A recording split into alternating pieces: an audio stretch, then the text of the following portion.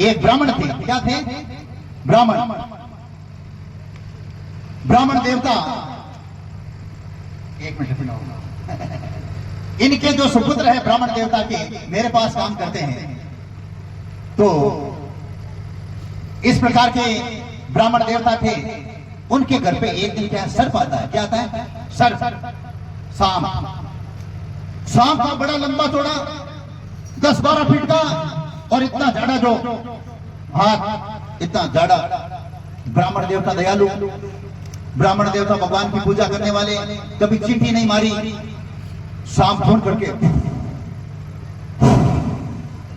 ब्राह्मण देवता घबरा गया, पसीना आ गया कि अरे मेरे घर में ये सांप आया है और मेरे पोते को और पोतियों को डस देंगे, कोई परिवार के सदस्यों को डस देगा, खत्म हो जाएगा। अब ब्राह्मण देवता की हिम्मत नहीं हुई कि मैं लाठी से मारूं, क्योंकि उनके अंदर दया का भाव था। एक बार तो पसीना आ गया, लेकिन वो ब्राह्मण देवता विद्वान के, कुछ सोचा और रसोई में जाकर के गाय का दूध लेकर के आते हैं कटोरे के अंदर, और दूर ही ऐसे दूर ही वो कटोरा रख देते हैं, ऐसे दूर ही कटोरा रख देते हैं और प्रणाम करते हैं उस सर्प देवता को, सांप को। हे सर्प देवता, मैं ब्राह्मण हूं, ये दूध पीजिए और अब आप प्रस्थान करिए।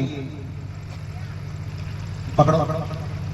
सांप आता है, दूध पीता है और दूध पीने के बाद में एक सोने की मोर, ये देखो आप, दूध पीने के बाद में सोने की मोर उस कटोरे के अंदर डाल देता है। वो सांप और चला जाता है ऐसे। ब्राह्मण देवता को आश्चर्य हुआ, अरे ये तो सोने की है। तबीयत खुश हो गई। दूसरे दिन वो सांप और आता है, ब्राह्मण देवता प्रणाम करते हैं और एक कटोरा दूध रखते हैं। सांप दूध पीता है और सोने की मोर देता है। ऐसे करके कुछ दिन हो जाते हैं। अब कुछ दिन बीत जाने के बाद में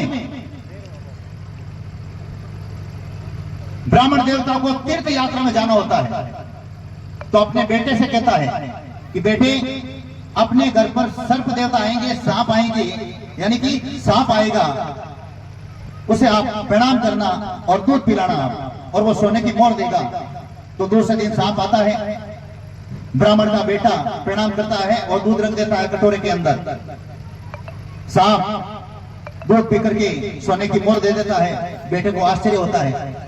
अगले दिन फिर दूध रखता है, सोने की मोर। इस प्रकार 3 दिन होते हैं। चौथे दिन उसके पिताजी आने वाले होते हैं, चौथे 5वें दिन। तो उसने सोचा ये सांप पड़ोस के नहीं चला जाएगा, इसलिए वो दूसरे दिन क्या करता है, यानी चौथे दिन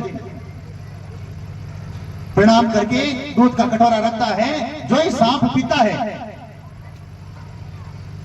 उसकी गर्दन काट देता है और उसे देखता है कि कितनी मोर है कि मैं ले लूं, लेकिन एक भी सोने की मोर नहीं निकलती है।